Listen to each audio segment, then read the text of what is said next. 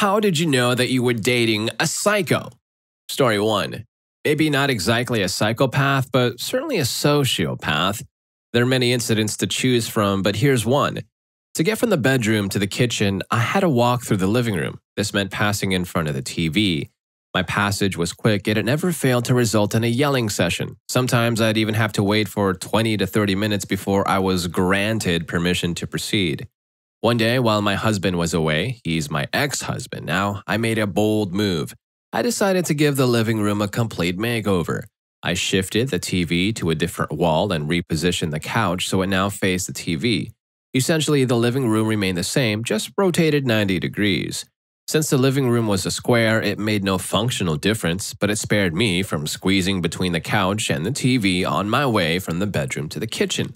When my husband returned, he observed the changed living room but said nothing. We had dinner and he watched TV as usual, then we went to bed. However, the next morning, he refused to leave the bed or speak to me. He wouldn't budge from the house, attend his classes, or even watch TV. Not a word escaped his lips. I kept trying to get him to communicate what was wrong, but he remained silent. For 3 entire days, he confined himself to the bed, only emerging to grab food or use the restroom. He wouldn't acknowledge my presence, make eye contact, or even speak to me. I panicked, thinking he was experiencing some kind of episode. It might seem obvious now, but back then, I had no clue what I had done wrong. After 3 days, he finally spoke, stating that he believed I had been sufficiently punished for rearranging the living room without asking. Surprisingly, he even suggested that I keep it that way because he found it more sensible and to his liking. However, he insisted that he still needed to, quote-unquote, punish me for what I had done. Was he mentally ill? While he was never formally diagnosed, something was undoubtedly amiss. Did he have autism? No, he didn't. I hold a master's degree in special education and have been trained to identify such conditions. Although it may seem that way from this story, I can assure you he did not have autism. Why did I marry him and stay? Did I realize he was unhinged? There were hints that he had some issues, but I had no idea of the extent.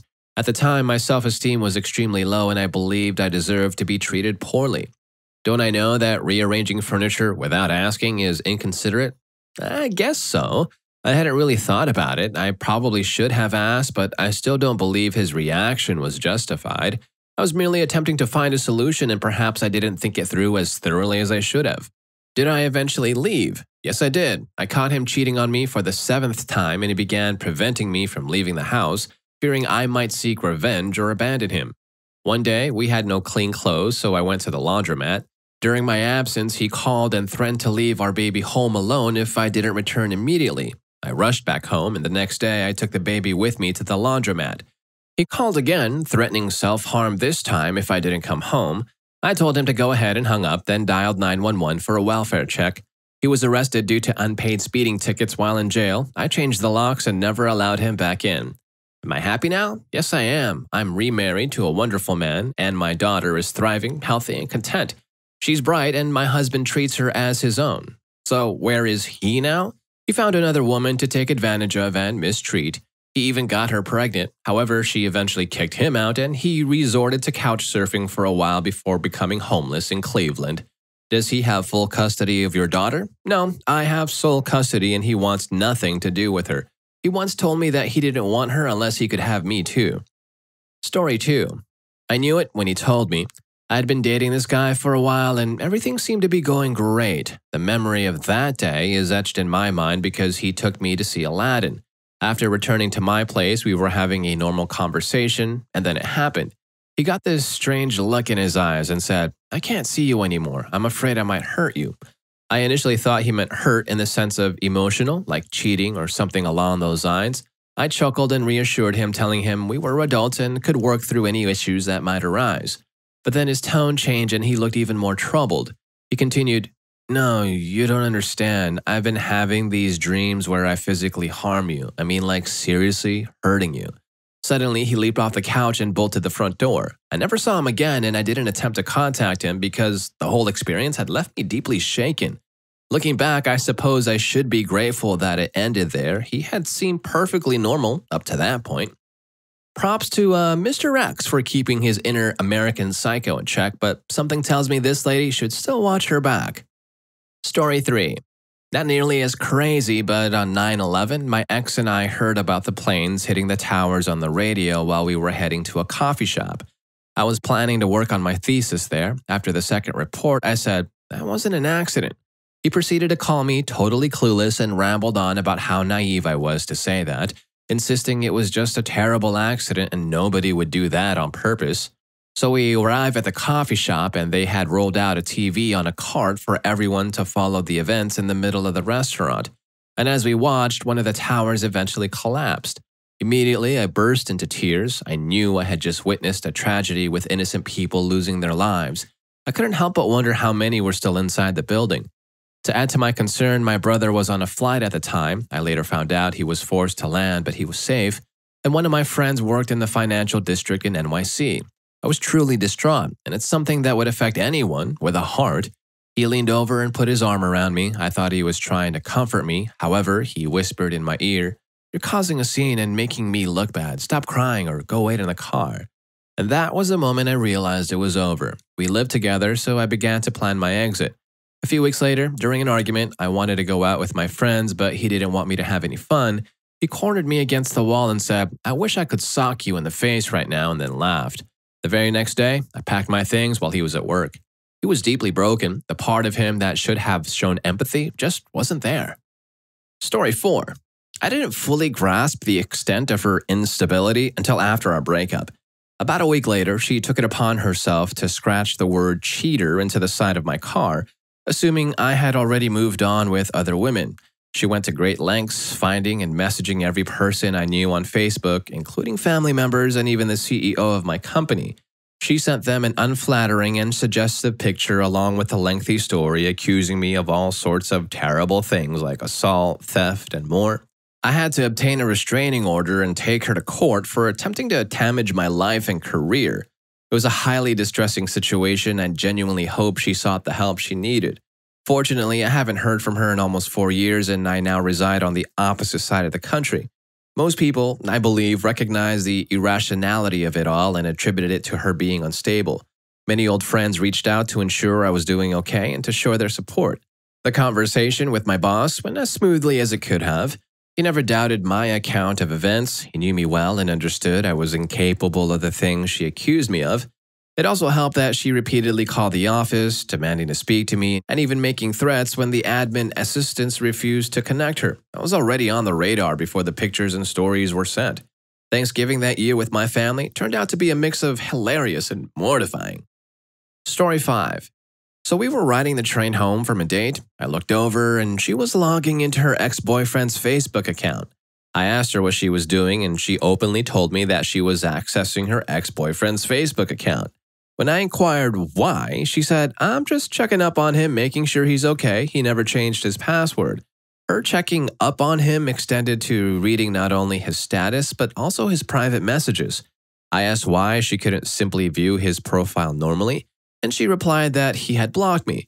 When I asked why she couldn't just text him if it was that important, she explained that he had also blocked her number.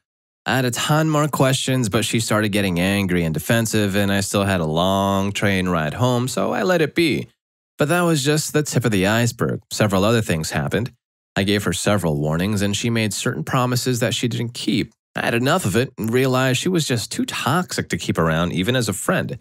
I didn't want to cut her off suddenly, so I sent her a message explaining my perspective. I ended by telling her I wouldn't be back in her life this time, etc. Sure enough, she completely ignored everything I said. She texted me in the morning asking if I wanted to go out to eat. I didn't reply. She sent 5 more texts that day and I didn't respond to any of them. The next day, she sent me this. "Hey, since you're upset and not replying, I just want to remind you one more time in case you forget. Let me know if you want to eat once in a while as long as you're paying. Thanks." It was quite frustrating. I never encountered someone with such a lack of self-awareness and such a sense of entitlement. Since then, I've cut off all contact with her and it's been 2 weeks.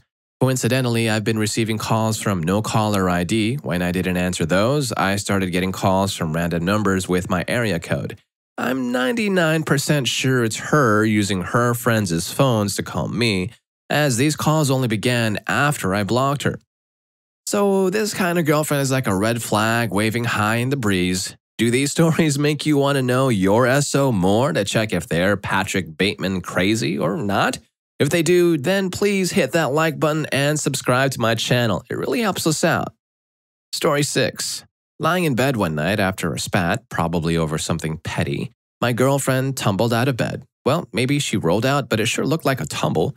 She got up and began a chaotic game of bumper cars with the walls, leaving herself quite roughed up, and I couldn't convince her to quit. Our downstairs neighbor, hearing the ruckus, dialed up the police. The cops arrived and discovered her on the couch, a Carrie-like spectacle. Naturally, their suspicion pointed my way. I tried explaining that she was the one bouncing off the walls, but they weren't buying it. Who would really?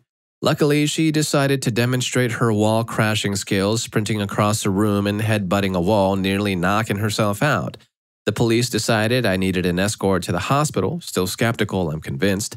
At the hospital, they took her aside, probably to ask if I was causing harm, I'm guessing, and then allowed me back into the room. While I waited, she hopped out of bed, grabbed a bunch of gauze from a cabinet, and started scrubbing the floor with it. I asked what she was up to, and she informed me she was cleaning the floor so the fish beneath it could enjoy the view. Throughout her 2-month stay on the hospital's top floor, I kept visiting. Story 7. I went out to grab a bite at Buffalo Wild Wings one night with a few pals. Then suddenly, a couple of my then-girlfriends', now ex for some pretty clear reasons, friends showed up and settled at a nearby table, not ordering anything, just sipping water and casting occasional glances our way. Once we finished our meal, we headed outside and, I spot, my then-girlfriend's car was in the parking lot. Her driver's seat was reclined back, and I could just make out that she was hunkered down in there, attempting to stay concealed. Needless to say, I was already feeling pretty weirded out, so my friends and I departed, and as soon as we began backing out, her car roared to life and followed our trail through the parking lot. By this point, I'm texting her, asking what's happening, but she keeps insisting she's just hanging out with her mom. It's needless to say that I ended things shortly after that. Story 8. It was a typical Sunday evening. My ex-husband had been jobless for a few years. He knew that I had to review and approve time cards for several dozen employees before Monday to submit payroll. I'd been doing this routine every Sunday for 3 years, and it usually took about an hour and a half. Another thing about him was that he had a drinking problem and a short fuse. Well, this evening, he took issue with me finishing up my employees' time card approvals after spending an hour cooking dinner for him and our son. So there I am, sitting on the floor in my living room as I couldn't afford a couch, being pretty broke. I'm having dinner and working, and all I hear is him shouting at me to stop working and pay attention to him. Before I could even say, I'm almost done, just a few more minutes, he grabs a plate full of food, takes a massive bite of fried mahi-mahi, chews it up, and then spits it out all over my face and my keyboard. I was utterly shocked. I couldn't believe that the man I was married to would do such a thing, spitting food in my face and all over my work. I just sat there, completely bewildered. I'm so relieved that dirtbag is out of my life. Dude, that's definitely crossing the line. I'm glad she got rid of that dirtbag. Story 9. He asked me to text him my work schedule and then would call me on the work phone waiting in the parking lot for me to finish. He was curious about how much I earned in each paycheck. One time I texted him my schedule, but he misread it and he panicked for 6 hours, even involving my whole family and almost calling the police. It was entirely his fault for misunderstanding my message. I decided to break up with him in public because he wouldn't accept it in private. It got to the point where even random people nearby were like, dude, you just got dumped. When we first got together, he mentioned how his ex had suddenly ended things, saying she wasn't in love with him anymore. At first, I thought she must have been a cold drama queen, and now I kind of want to send her flowers. Story 10. When I was 20, I dated a girl for a month or so who told me upfront that she really likes it when guys just go for it. Being a clueless guy with no prior experience, I thought she might be joking, so I didn't make a move after our next date. I dropped her off at my house and she called me out for not taking her advice. We kissed and she encouraged me to make a move next time. On our next date, we were in my car with the sunroof open, gazing at the stars. I tried to initiate a more intimate moment, but she pushed me away, asking, "What the heck are you doing? Do you think I'm the kind of girl you can push around whenever you want?" To this day, I have no idea if she was testing me or if she had a particular preference, hoping I would persist while she played along. But if that was the case, she should have been crystal clear about her desires because there was no way I was going to push boundaries after hearing a clear no. No means no, and that's the end of it. The whole situation left me baffled, and that day turned out to be the last time I ever saw her. Story 11. He'd pull out his weapon and, with the safety on, aim it at me, saying, "Bang," and when I'd startle, he'd laugh and say, "That'd be funny if the safety was off, wouldn't it? Wouldn't it?" And then the next day, he'd gaslight me, making me question whether he did anything like that the previous night. He was a master of manipulation. It reached a stage where I genuinely began to doubt my own sanity because he would deny everything. Whoa, sounds like she's dated a real-life Cartman from South Park, but it was not the not-so-funny psycho version. Story 12. My ex accused me of cheating when I started going to the library during my college years. I was knee-deep in organic chemistry and some challenging 4,000-level science courses, which meant I had to dedicate a lot of time to studying. He, on the other hand, was a high school dropout who blasted Battlefield and Call of Duty at max volume when he wasn't doing his part-time gig at large box store. Studying at home with that racket was an exercise and distraction, to say the least. A few years later, I decided to leave him and pursue grad school as far away from him as I could manage. Meanwhile, he went back to our hometown and supposedly started a lawn business, which was essentially a front for his snow activities. We were together for a solid 5 years, and in all that time, he never once paid me a genuine compliment. I'd crack a joke and he'd respond with, "Haha, you're funny, funny looking." I'd doll up and he'd chime in with, "You look pretty, pretty ugly." Real charmer, that guy. Now, for those wondering why I endured 5 years of this and suggesting it's my fault, well, let me clarify. When we first got together, he wasn't the jerk he turned into. He was charming, fun, and sweet, and we had a good time. It took about a year or a year and a half for his behavior to take a nosedive. By then, I felt isolated from everyone else and believed I had no one but him. Keep in mind that I was a college student juggling part-time work and a full load of courses. If I had left him at that point, I would have been homeless, living in my car. The moral of this story is that it took me a while to realize I was with a psychopath, but I eventually left. I wish it hadn't taken me so long, but I've grown and learned from the experience, and I'm content with where I am now. Story 13. I dated my crazy ex for about 8 months. We used to engage in roleplay and all that. She had a thing for being tied up, and one night she asked to reverse roles. I was cool with it, but after she got dressed and left me there, an hour later she came back with 2 guys and got intimate with both of them right in front of me multiple times. When she finally untied me and I could speak again, I asked her, "What on earth was all that about?" She claimed she thought I was cheating on her with a coworker. I wasn't, and that was her way of getting back at me. I moved out the next day. What is this Japanese NTR nonsense? It's so insane. Story 14. While we were in the shower, he casually dropped a bomb. He had 2 kids after a month of dating, was actually 14 years older than me, not the 5 years that he claimed, and had a restraining order from his kids' mom. Before this revelation, he seemed like a slightly eccentric hippie with a kind heart and a passion for spontaneity and bike trips. He ended up pouring patchouli oil all over my door, which was supposedly a love oil, left some strange voodoo eggs on my porch, and even tampered with my bike. When I went down a steep hill, the brakes fell off and the bike literally crumbled. He had just returned it. Story 15. One day I woke up to find all the guys missing from my Facebook friends list, even my cousins and my uncles. My ex probably didn't think I'd notice. I didn't ask him because he had this vibe like, "Oh, you noticed they were gone? You must be paying attention to other men. I knew it." Story 16. One evening, he invited a bunch of people over to hang out by his fire pit so I could meet his friends. I managed to hit it off with a few of his guy pals. We shared the same taste in movies, etc. No flirting whatsoever. As the last person was leaving, he and I were standing in the backyard by the gate. He grabbed me by the belt loop and pulled me toward him. I thought he wanted a hug. He didn't. Turns out he was upset that I got along so well with his friends as if they might steal me away from him. Seriously? And somehow he thought it was all my fault. Again, seriously? He had a large stick he had taken from the fire, maybe about an inch in diameter, in his hand.